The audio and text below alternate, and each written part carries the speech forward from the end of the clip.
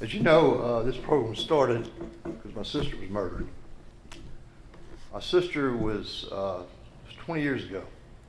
Her body was found by her 18-year-old daughter, Kelly, as she walked down the hall and felt something wet on her feet. A butcher knife was in her throat, and it goes on and on. Kelly's gone on to do some wonderful things. She's actually Dr. Kelly Watts. She has her PhD. She lived in England for about 5 years. She married some guy from across the pond that talks kind of different.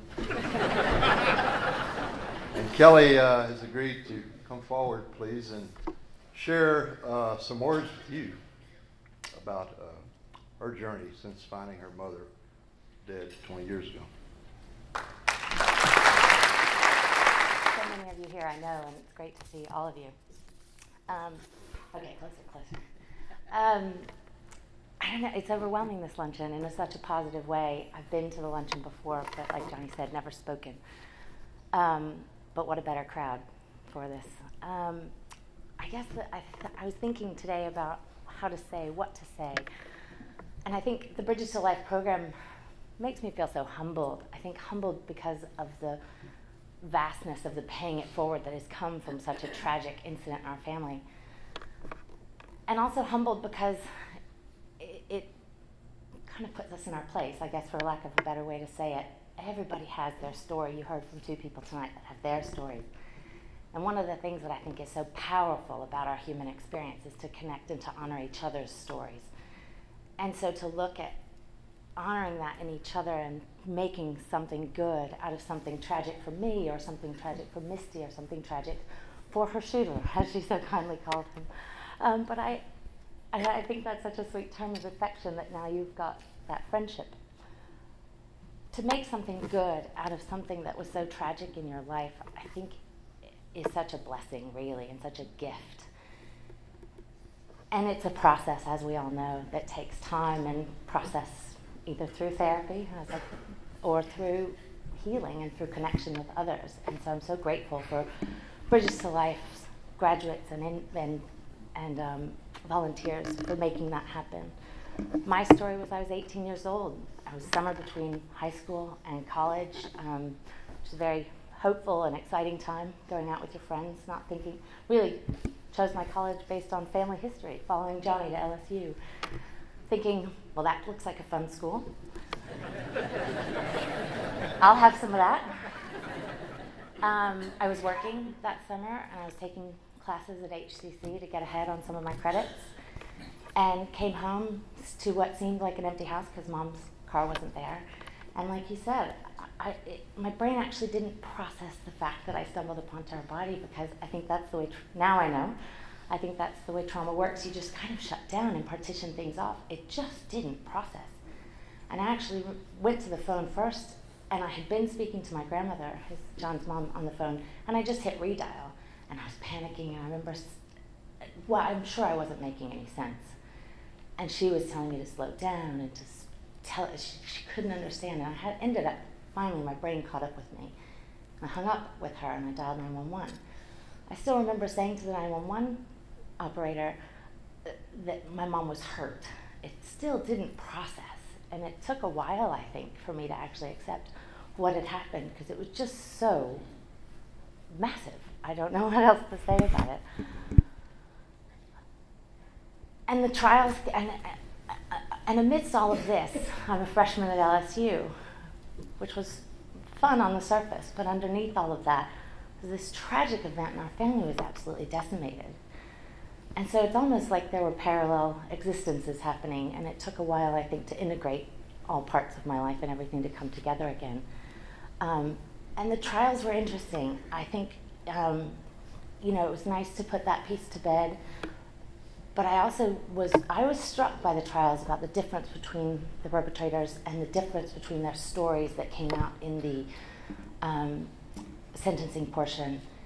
And I still think about one of the phrases, I'm a therapist now, and one of the phrases that we talk about is hurt people hurt people. And when the story of those two people, which is longer and we won't get into that today, but they were hurt people. And it doesn't make it okay, and it doesn't mean that I really understand that day, but they were hurt people. And if we can think of the perpetrators or offenders or whatever you want to call them, if we can think of them as hurt people and we can make our efforts as humans to go and help someone heal whatever their hurt is, and we can start to change the tide in that direction, I don't know what better could come of such a tragic event. And so I'm so proud to stand here today. I'm so proud of my uncle. I'm so proud of everybody in this room. And that our story was an ember that sparked a fire, and that everybody contributes so much to this ongoing good deeds that happen. I'm not paying attention. I don't know what I feel like. I also think about how proud my mom would be. I think about how many people in this room knew her and loved her, and how she would love being here and probably would hold you all from getting back to work for a long time. She had a gift of seeing through race and gender and creed, and she made friends with the most unlikely people, which was, again, I hear her sister laughing, which was always a lesson for us. Looking back, we didn't think anything of it because it's just how it was in our home. But looking back, I think about how she befriended the inmates in Louisiana when she lived at the governor's mansion one summer, and she used to talk about their stories. And one of the things that she would teach us was to not judge people on those surface events, and to know them and to know their story. So I just can't think of any better way to honor her than this program. I also think about how proud I am of my community. I've just moved back to Houston, and this is such a generous and giving community. And I think about wanting to be a part of this community again, and all the people in this room, and how we can participate directly or indirectly in Bridges to Life or in any other program to make this community what we want. I think about grown-up things now, about what kind of society I want to live in and what my responsibility is in participating in that. And so I'm so honored to be here to be part of this, because I think everyone in this room is doing something today to contribute to that. Like Misty said, I think when difficult things happen to all of us, we often search for meaning. And I remember reading something, I don't know, I was in my 20s, and reading something, and it probably was hidden in context that didn't necessarily talk to events like this, but it was talking about the Aborigines apparently believe that we participate consciously or unconsciously in each other's trials. And so many faiths believe that. But I liked the idea of participating. I liked the idea of my mom choosing that day to give those people a choice. They failed that day. Those two people failed that day. But I liked the idea that she decided on some level to participate, to say, what's it going to be? And that day they failed, but I liked the idea of that because I think my mom would have. I think she would have given them that chance. And I think that, people often kind of look at me, and my brother and I kindly refer to it as the head tilt. How are you? And you learn to say, I'm good. I really am good. And I feel like I had a gift of a mother for 18 years that taught me things that resonate very strongly with Bridges to Life, but also that have taught me well in my life.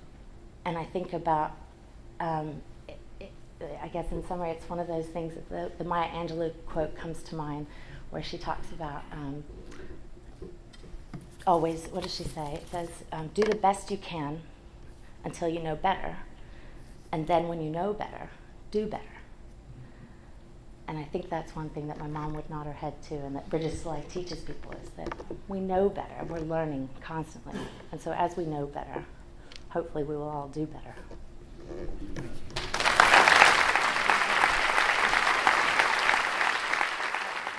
A couple of things. When she says her mother gave him a choice, her mother said, I'll give you the money you want. Please, her last words were, please don't kill me. I have 2 children. That was confessed on a tape by the killer. So she did offer them a choice. They were her kids' age, and the last thing she thought, it wasn't like, here's the deal. You give us your car and shut up, or we're going to kill you. There wasn't much time to make a decision.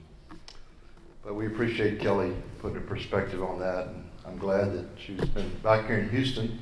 She has a little 9-month-old boy named Sterling. It's Marilyn's grandson, only grandson, and now Frances has kind of adopted him as her grandson. So Frances has another grandson.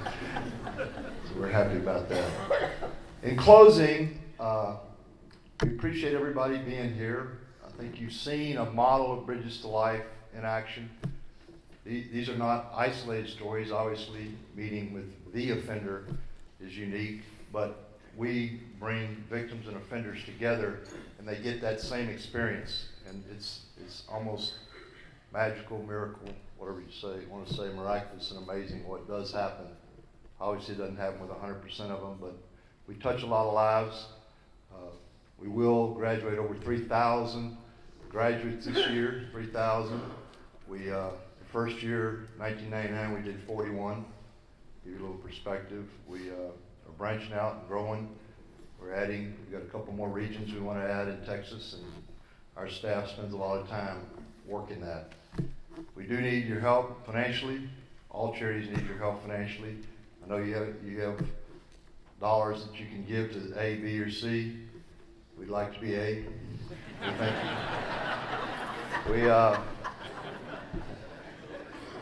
We think, and I've really had a gentleman sitting over this table that's on a foundation, and he says, I've looked at hundreds of proposals over the years.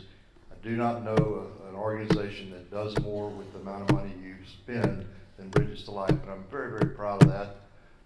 We're efficient. I've always been tight. I'm tight with Bridges to Life too. That's my family. But we're stewards of this money, and we're responsible for it. We're responsible to you as our partners, our donors, responsible to God, who I think gave us this mission, and we take it seriously and we manage it the best we can. And we do need help. Our budget enlarged. We're still, I think I know where some of it's coming from. We're still looking for a couple $100,000 in the next 25 days, and I think I know where 100 of it's coming from, but the other 100, a good bit of it needs to come right here where I'm looking. So that's to just give you a little perspective, and I appreciate you being here. Misty and Keith are going to stay around. We'll be around if you want to meet them, talk to them, if you have any questions. Y'all have a good afternoon. I'm glad the weather wasn't too bad, and we appreciate you getting out in this cold weather and coming. Thank you.